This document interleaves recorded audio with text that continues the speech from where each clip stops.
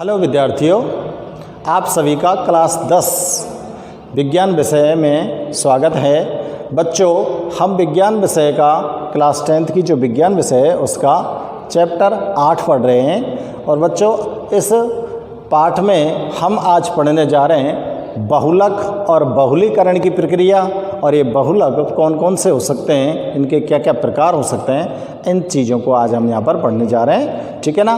तो बच्चों, ध्यान से वीडियो को पढ़ना और वीडियो पसंद आए तो इसे लाइक करना, कमेंट्स करना।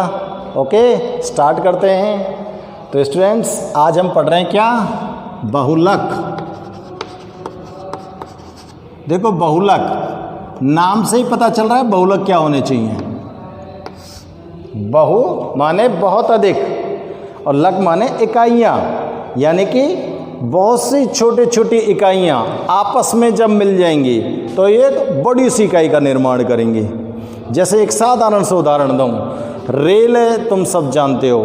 रेल जो होती है, ट्रेन जो होती है, ट्रेन में छोटे छोटे यानी कि कंपार्टमेंट जो होते हैं, उसके रेल के जो डिब्बा होते हैं उनको छोटे छोटे मान लेते हैं हम। ठीक है, वैसे छोटे नहीं होते, काफ़ी बड़े होते हैं। रेल के जो डिब्बा होते हैं वो एक इकाई मान लेते हैं। ठीक है, तो रेल के बहुत सारे डिब्बे आपस में जब एक दूसरे के साथ जुड़ जाते हैं, ये डिब्बे जब बहुत सारे यानी कि 10-20 जो डिब्बे हैं वो एक साथ जब आपस में जुड़ जाते हैं तो एक बहुत लंबी चौड़ी इकाई का निर्माण कर लेते हैं। बहुत लंबी चौड़ी रेल का निर्माण करते हैं कि नहीं करते हैं? ठीक है ना? तो डिब्बों को तो मान लो आप क्या, इकाई, और रेल को क्या मान लो आप, बहुलक। रेल क्या है? बहुलक। समझ में आ गई?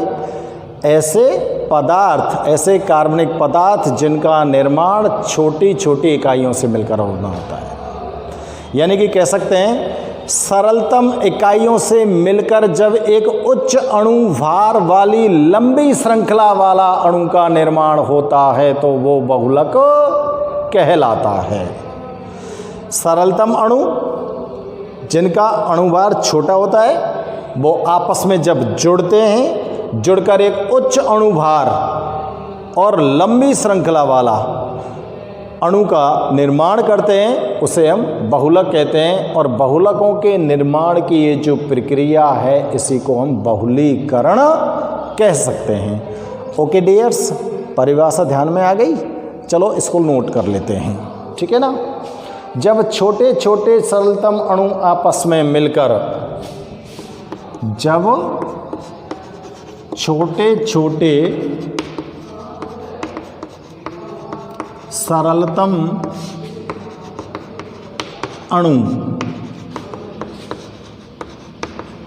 आपस में मिलकर, जब छोटे छोटे सरलतम अणु आपस में मिलकर एक उच्च अणुभार वाला, एक उच्च अणुभार वाला लंबी श्रृंखला युक्त, उच्च अणुभार हो गया और श्रृंखला कैसी है जानी चाहिए? लंबी श्रृंखला युक्त बड़ा अणु बनाते हैं। बड़ा अणु बनाते हैं, उसे बहुलक कहते हैं। उसे क्या कहते हैं? बहुलक कहते हैं। और इस प्रक्रिया को क्या बोलेंगे बताओ? तथा इस प्रक्रिया को बहुलीकरण, इस प्रक्रिया को बहुलीकरण कहा जाता है। ठीक है ना? इस प्रक्रिया को क्या बोलेंगे बच्चों? बहुलीकरण। अब देखो, सरलतम अणु आपस में मिले, जैसे मैंने बताया उदाहरण रेल का, डिब्बों को मान लो आप सरलतम अणु और कम अणु भार वाले, कम वजन होगा ना डिब्बा में, तो रेल के बजाय तो डिब्बे कैसे हो गए, सरल अणु और कम वजन वाले।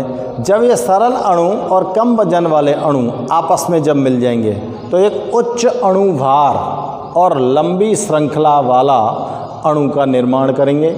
यानी कि पूरी रेल का वजन देखो और एक डिब्बे का वजन देखो तो रेल उच्च अणु भार वाली हो गई, ठीक है ना। और एक डिब्बे की लंबाई छोटी सी होती है और सारे डिब्बे उसके अंदर जुड़ गए तो वो लंबी श्रृंखला बन गई। समझ में आ गई बात। तो आप रेल का उदाहरण लेकर आराम से इस परिभाषा को क्लियर कर सकते हो बच्चों। अब देखो यहाँ पर ये जो सरलतम अणु हैं जिनका अणुभार कम है उनको क्या बोलेंगे हम, एकलक। क्या बोलेंगे इनको हम, एकलक। जो सरलतम अणु भाग लेते हैं बहुलक बनाने में उन सरलतम अणुओं को क्या बोलोगे बच्चों, एकलक। और ये एकलक सब आपस में मिल जाएंगे तो क्या बना देंगे, बहुलक। आ रही ना बात समझ में, ठीक है ना। छोटे छोटे अणुओं को एकलक कहा जाता है। मैं लिख ही देता हूँ, छोटे छोटे अणुओं को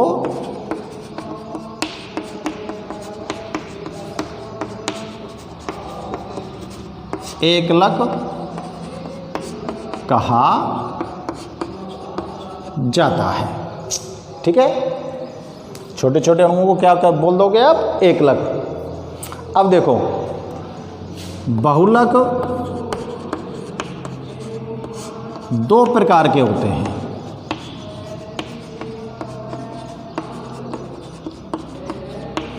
बहुलक कितने प्रकार के बच्चों, दो प्रकार के।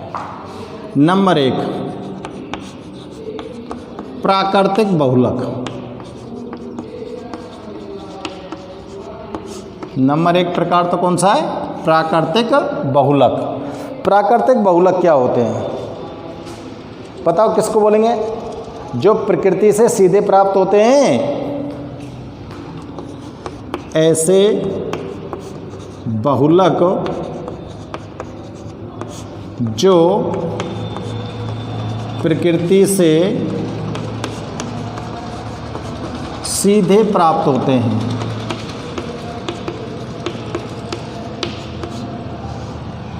प्रकृति से सीधे प्राप्त होते हैं,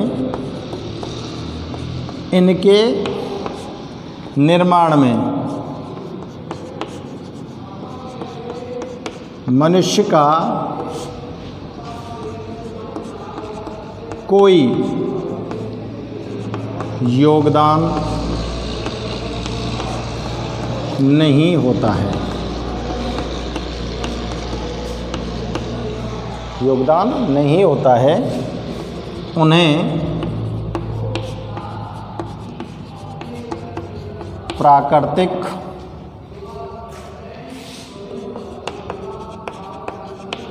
बहुलक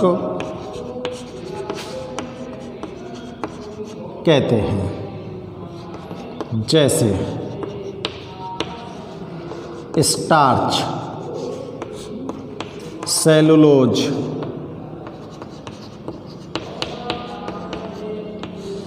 प्राकृतिक बहुलक है भाई। ये स्टार्च हुआ, सेलुलोज हुआ, रेजिन हुआ, रेजिन आदि, ये प्राकृतिक बहुलक है। Cellulose, starch, resin. सेलुलोज घास के अंदर होता है, ठीक है ना। स्टार्च आलू वगैरह चावल वगैरह में होता है। रेजिन गोंद जो होती है वो प्राकृतिक बहुलक है। और जो रबर होती है जो लेटेक्स के रूप में आप प्राप्त करते हो वो भी एक प्राकृतिक बहुलक है, ठीक है ना। तो प्रकृति से सीधे प्राप्त हो रहे हैं आपको और इनके निर्माण में मनुष्य का कोई योगदान नहीं है। आप लोग इसके अंदर कोई मदद नहीं करते हैं, डायरेक्ट प्रकृति आपको प्रदत्त करती है, तो वो प्राकृतिक बहुलक है, ठीक है। और दूसरे प्रकार के बहुलक होते हैं बच्चों संश्लेषित बहुलक। संश्लेषित बहुलक, संश्लेषित बहुलक किसे बोल सकते हैं हम, देखो ऐसे बहुलक जो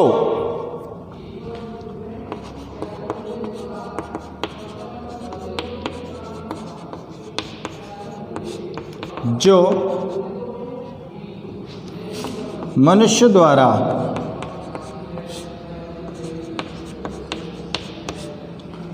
अपने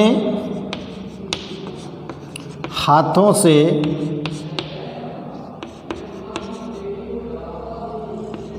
प्रयोगशाला में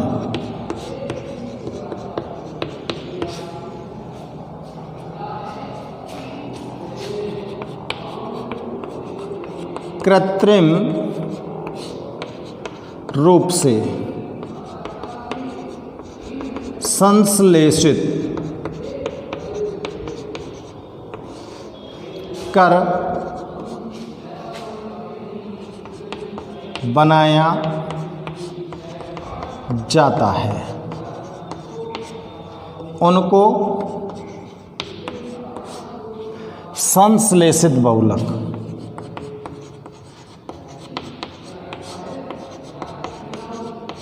या कृत्रिम बहुलक कहते हैं।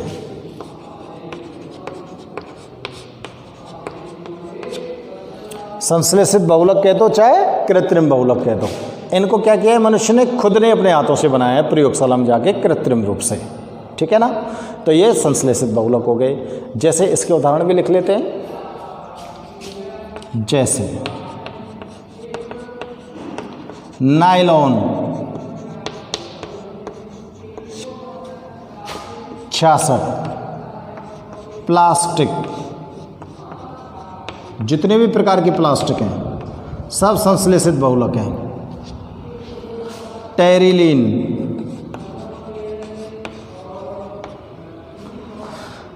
नायलॉन 66, प्लास्टिक, टेरिलीन, रेयॉन और बहुत से प्लास्टिक हैं, संश्लेषित कपड़े हैं, संश्लेषित रेसे, वो भी बहुलक ही हैं। संश्लेषित रेसे आदि, ठीक है ना। तो ये हो गई बेटा क्या, बहुलक। बहुलक की परिभाषा आ गई। बहुलक के प्रकार आ गए। बहुलक दो प्रकार के हैं, प्राकृतिक बहुलक और संश्लेषित बहुलक। दोनों की परिभाषाएं आपके सामने आ चुकी हैं, दोनों के उदाहरण आपके सामने आ गए, ठीक है ना। तो ये बहुलक के बारे में आपने देखा है। और अब बेटा हम पहले हम स्टडी करते हैं, पहले हम पढ़ते हैं किसके बारे में, प्राकृतिक बहुलक के बारे में।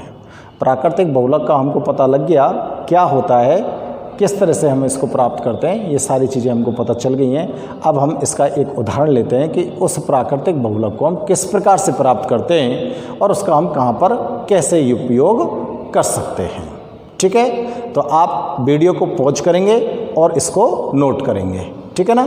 तो पॉज कीजिए वीडियो को और नोट कीजिए। तो देखो बेटा, हम बात करते हैं किसकी, प्राकृतिक रबर की। प्राकृतिक रबर क्या होता है।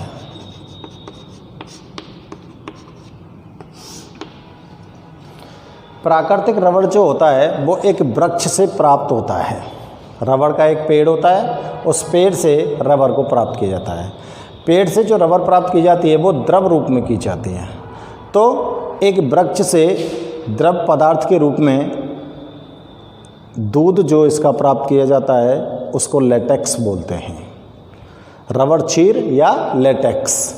एक वृक्ष से द्रव के रूप में लेटेक्स या रबर चीर को प्राप्त किया जाता है। और जब इस लेटेक्स में एसिटिक अम्ल मिला दिया जाता है तो ये ठोस में परिवर्तित हो जाता है, और जो ठोस पदार्थ यहाँ आपको प्राप्त हो रहा है उसको बोलते हैं हम रबर, ठीक है। ये जो प्राकृतिक रबर होता है बच्चों, ये आइसोप्रीन का बहुलक होता है। दोबारा बोल रहा हूँ, आइसोप्रीन। प्राकृतिक रबर किसका बहुलक है, आइसोप्रीन का। प्राकृतिक रबर जो होता है ये इसकी तनन क्षमता कम होती है, ये थोड़ा सा कठोर होता है, दृढ़ होता है, इसलिए इसके परिष्कृत उत्पाद नहीं बनाए जा सकते। यानी कि इससे डायरेक्ट हम उत्पाद बनाएंगे तो वो ज़्यादा अच्छे उत्पाद हमको प्राप्त नहीं होंगे। इसलिए इस प्राकृतिक रबर को सल्फर के साथ मिलाकर गर्म किया जाता है। तो तो प्राकृतिक रबर को सल्फर के साथ मिलाकर गर्म करने की एक प्रक्रिया होती है जिसे हम बोलते हैं बल्कनीकरण। क्या बोलेंगे बच्चों? बल्कनीकरण। बल्कनीकरण की प्रक्रिया के बाद जो रबर हमको प्राप्त होती है वो रबर अच्छी किस्म की होती है और उससे हम परिष्कृत उत्पाद बना सकते हैं। वो कम घिसने वाली होती है, तनन क्षमता अधिक होती है, मजबूत होती है। ठीक है, तो ये होती है प्राकृतिक रबर। ठीक है ना। तो इस प्राकृतिक रबर के बारे में मैं बच्चों यहाँ पर आपको नोट करता हूँ।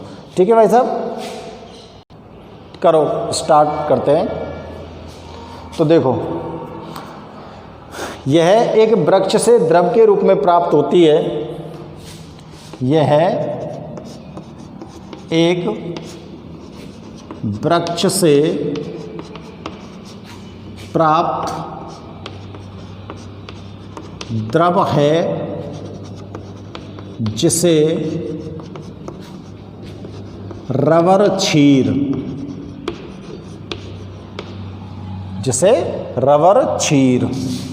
या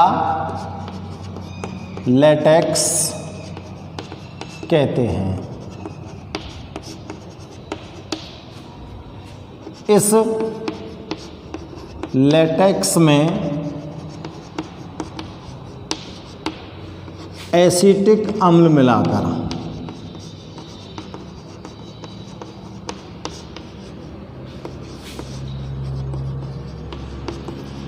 इसे ठोस में, लेटेक्स में क्या बना दिया है? एसिटिक अम्ल मिलाकर ठोस में बदलते हैं।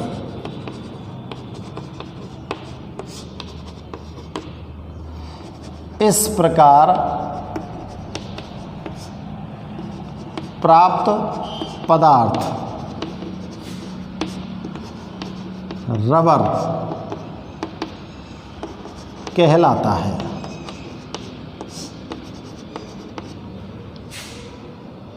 यह आइसोप्रीन, यह कौन? प्राकृतिक रबर की बात कर रहा हूं मैं। यह आइसोप्रीन का बहुलक होता है। प्राकृतिक रबर किसका बहुलक है बच्चों? आइसोप्रीन का। ठीक है ना।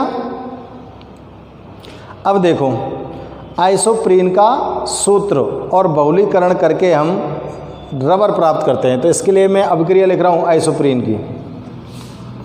CH2 double bond CH bond C CH CH3 double bond. Check करो, सही है सूत्र? ये सूत्र है बच्चों आइसोप्रीन का। अब आपको इसका बहुलीकरण करना है, यानी कि ये एक अणु है और इसके बहुत सारे अणु आपको जोड़ने हैं। किसके साथ? एक लंबी श्रृंखला में। तो इसका बहुलीकरण हो जाएगा।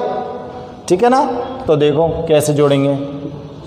CH bond CH, CH bond CHC, CH3 bond CH2,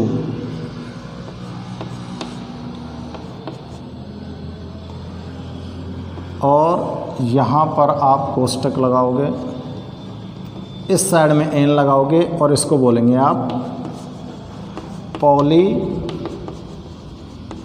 isoprene, जिसको हम बोल सकते हैं प्राकृतिक रबर। ये प्राकृतिक रबर का सूत्र है भैया। क्या बोलेंगे इसको आप? Poly isoprene. ठीक है ना। बहुलीकरण करा दिया, इधर बंद खाली है, इधर बंद खाली है, ऐसा ही अणु इधर जुड़ जाएगा, फिर जुड़ता ही चला जाएगा और बहुत लंबी श्रृंखला बन जाएगी और एक उच्च अणुभार वाला यौगिक का निर्माण हो जाएगा, जिसको बोलेंगे आपको क्या? प्राकृतिक रबर। ठीक है ना। तो भाई साहब अब देखो, यह रबर कौन सी रबर? जो एसिटिक अम्ल मिलाकर आपने जो ये रबर प्राप्त किए उसकी बात कर रहा हूँ। यह रबर अत्यंत प्रत्यास्थ और कनम, यह रबर अत्यंत प्रत्यास्थ और कम तनन क्षमता वाली होती है। ये मैं बता रहा था आपको, ये जो डायरेक्ट आपने रबर ली है इसकी प्रत्यास्थता कम होती है और कम तनन क्षमता होती है, ठीक है ना। इसलिए इससे क्या नहीं कर सकते आप, परिष्कृत उत्पाद नहीं बना सकते। अतः इससे परिष्कृत उत्पाद, अतः इससे परिष्कृत उत्पाद नहीं बनाए जा सकते,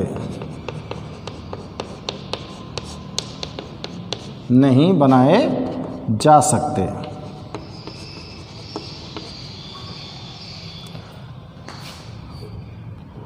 इस रबर, इस शब्द हटाओ, रबर की तनन क्षमता और सामर्थ्यता, सामर्थ्यता, भाई सामर्थ्यता कह लो या प्रत्यास्थता कह लो, सामर्थ्यता की जगह प्रत्यास्थता लिखो, प्रत्यास्थता को बढ़ाने के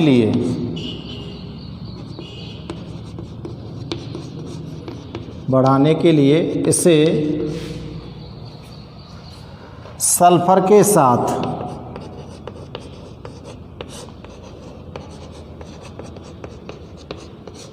मिलाकर गर्म किया जाता है। सल्फर के साथ मिलाकर गर्म किया जाता है।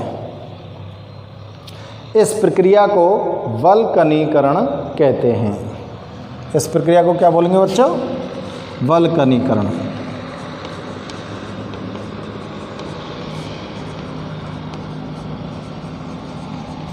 वल्कनीकरण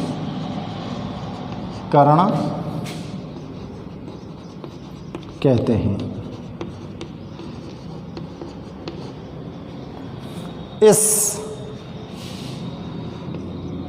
ये जो वल्कनीकृत रबर है, इस प्रकार प्राप्त रबर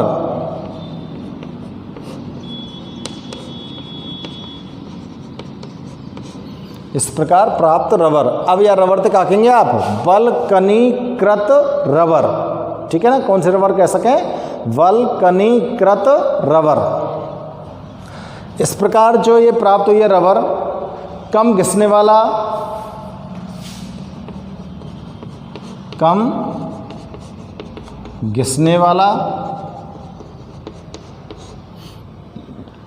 मजबूत, कम घिसने वाला होता है, मजबूत होता है, कठोर होता है, अप्रत्यास्थ होता है। कठोर व अप्रत्यास्थ होता है। और अब इसका उपयोग कर सकते हो आप कोई भी परिष्कृत उत्पाद बनाने में, ठीक है ना। टायर वगैरह जो बनते हैं, तो देखो बच्चों, आपने जो लेटेक्स से डायरेक्ट रबर प्राप्त की थी एसिटिक अम्ल मिलाकर, वो रबर आपने कहाँ देखी है, ये मैं आपको बता देता हूँ। वो रबर देखी बच्चों आपने कच्ची रबर के रूप में। और कच्ची रबर लाते हो आप जब अपनी बोरिंग पर आप मोटर फांसने जाते हैं, जब मोटर बोर के अंदर डालते हो ना, तो तार वगैरह की जो बाइंडिंग करते हो आप, तारों के ऊपर जो कच्ची रबर लगाते हो, फिर उसके ऊपर टेपिंग करते हो, वो कच्ची रबर होती है लेटेक्स से एसिटिक अम्ल मिलाकर डायरेक्ट प्राप्त की गई रबर। तो उसको थोड़ा सा खींचोगे तो वो टूट जाती है, ज़्यादा मजबूत नहीं होती है, ठीक है ना, अप्रत्यास्थ होती है, सॉरी प्रत्यास्थता उसमें कम होती है। अब उस रबड़ के परिष्कृत उत्पाद तो बनाए नहीं जा सकते, अब उसके परिष्कृत उत्पाद अगर तुमने बनाने हैं तो उसके लिए आपको क्या करना पड़ेगा, उसे सल्फर के साथ मिलाकर गर्म करो और उसका वल्कनीकरण करिए। वल्कनीकरण करने के पश्चात जो वल्कनीकृत रबर आप प्राप्त करोगे वो अच्छे गुण वाली होगी और मजबूत होगी और उससे आप कोई भी उत्पाद बना सकते हो, ठीक है। तो ये रबर के बारे में बच्चों आपके लिए प्राकृतिक रबर हो चुका है कंप्लीट। अब देखो यहाँ पर मैं सिर्फ एक चीज़ और बता देता हूँ आपको, जो इस सूत्र के बारे में, ठीक है। इसको तो पता ही है, आपने क्या बोला है, आइसोप्रीन लिखा हुआ है इसके नीचे, और यह है पॉली आइसोप्रीन। तो बेटा मैं आइसोप्रीन का IUPAC नाम पूछ रहा हूँ आपसे, आइसोप्रीन का, क्योंकि परीक्षा में अगर आ जाए कि आइसोप्रीन का IUPAC नाम लिखिए तो आप कैसे लिखोगे बताओ। आइसोप्रीन, सबसे पहले तो हमको ध्यान करना पड़ेगा कि आइसोप्रीन का फॉर्मूला क्या होता है, और आइसोप्रीन का फॉर्मूला अगर तुमने ध्यान आ गो तो ही तो नाम लिख सकें। तो आइसोप्रीन का सूत्र आपको याद रखना बहुत जरूरी है। तो देखो मैं यहाँ लिख रहा हूँ आइसोप्रीन, ठीक है। सूत्र क्या बन रहा है इसका, CH2 double bond CH bond C, और यहाँ पर ये CH3 डबल बॉन्ड CH2, यही तो है सूत्र। इसका आपको लिखना है IUPAC नाम। सबसे पहले क्या करना है, सबसे लंबी कार्बन श्रृंखला का चुनाव करना है। सबसे लंबी कार्बन श्रृंखला किस तरफ जाओगे आप, इधर जाओगे या नीचे आओगे, किस तरफ से जाओ, संख्या 4 बैठेगी कार्बन परमाणु उनकी। कितनी कार्बन परमाणु की संख्या है, 4, ठीक है। अब बेटा देखो इसमें मुख्य कार्बन श्रृंखला कौन सी मानेंगे, मुख्य कार्बन श्रृंखला में वही मानेंगे जो डबल बॉन्ड को मत छोड़ देना। मैंने आपको बताया था डबल बॉन्ड को छोड़ना नहीं है कार्बन श्रृंखला में से, चाहे संख्या में डबल बॉन्ड 1 है, चाहे 2 है, चाहे 3 है, कितने को हों, लेकिन आपको उसको छोड़ना नहीं है, ठीक है ना। तो सबसे पहले आप किसको काउंट करो, डबल बॉन्ड को काउंट करिए। हाँ तो भाई देखो 1 2 3 4 ये श्रृंखला चुन ली हमने बेटा, मैं बॉक्स में बंद कर रहा हूँ यहाँ, है ना। और जो कार्बन श्रृंखला तुमने चुन ली उसके बाहर जो रह गया समूह उसको क्या बोलोगे, प्रतिस्थापी समूह। क्या बोलेंगे, प्रतिस्थापी समूह। तो प्रतिस्थापी समूह का नाम क्या आएगा, मैथिल। एक कार्बन वाला है, मैथिल हो गया। अब बेटा इसमें आप नंबर डालो, अंक डालेंगे, कार्बन श्रृंखला में अंक किधर से देंगे, तो आपको अंक उस साइड से देने हैं कि डबल बॉन्ड को, द्वैबंध को कम से कम अंक मिले। तो यहाँ तो दोनों साइड में डबल बॉन्ड लग रहे हैं, तो कितने ते दे सकें, तो देखो 1 2 3 4, सही है। 2 डबल बॉन्ड है, इसलिए जब डबल बॉन्ड की संख्या 2 3 है तो 2 के लिए डाई शब्द यूज करोगे, 3 के लिए ट्राई शब्द यूज करोगे। तो सबसे पहले कौन लिखेंगे आप, प्रतिस्थापी समूह को। तो 3 नंबर पे मैथिल, 3 मैथिल। और देखो डबल बॉन्ड कितने नंबर पर है, 1 पर है और 3 पर है, 3 मैथिल 1 3 ब्यूटा डाई इन। इन का मतलब डबल बॉन्ड और डाई का मतलब 2। डाई इन का मतलब 2 डबल बॉन्ड हैं, किसमें, ब्यूट में, 4 कार्बन की श्रृंखला में, और कार्बन को नंबर है 1 और 3, ठीक है ना। चाहे आप इसको ऐसा भी लिख सकते थे, 3 मैथिल 1 3 डाई ब्यूटीन, इस तरह से भी लिख सकते थे आप। लेकिन ये नाम बिल्कुल क्लियर कर रहा है आपको, ये ऊपर वाला नाम है ना जो बिल्कुल क्लियर कर रहा है आपको कि 1 और 3 पर तो डबल बॉन्ड लगाने, और ब्यूट है यानी कि 4 कार्बन की श्रृंखला है, और डाई इन है यानी कि डबल बॉन्ड 2 है। समझ में आ रही बात। तो ये बिल्कुल आपको क्लियर कर रहा है बच्चों। तो आप यहाँ पर ध्यान से इसको चेक करेंगे, और ध्यान से चेक करने के बाद बेटा IUPAC नाम ने भूल लेना है। IUPAC नाम भूले थोड़ी हैं, आपको IUPAC नाम ध्यान होने चाहिए नहीं होने चाहिए। तो इस तरह का कोई भी यौगिक अगर आए, अब यूँ मत सोचना कि साहब इसका IUPAC नाम क्यों नहीं लिख रहे हैं, क्योंकि ये एक एकलक इकाई है, जिसमें दोनों साइड में सिंगल बॉन्ड, जो दोनों साइड में जो बॉन्ड है वो हमने खाली किए हैं। ठीक है ना। तो बच्चों आज के इस वीडियो में आपने बहुलक के बारे में पढ़ा है, बहुलक के प्रकार आपने पढ़ लिए, और प्राकृतिक बहुलक में आपने पहला इसका जो यौगिक था, बहुत ही इंपॉर्टेंट यौगिक है प्राकृतिक रबर, इसको हमने पढ़ लिया है। ठीक है ना। अब संश्लेषित बहुलक के बारे में हम आपसे नेक्स्ट वीडियो में डिस्कशन करेंगे। तब तक के लिए नमस्ते। आप लोग वीडियो को कंप्लीट देखना है। ओके, वीडियो अच्छा लगे तो लाइक और कमेंट जरूर करेंगे। क्लियर।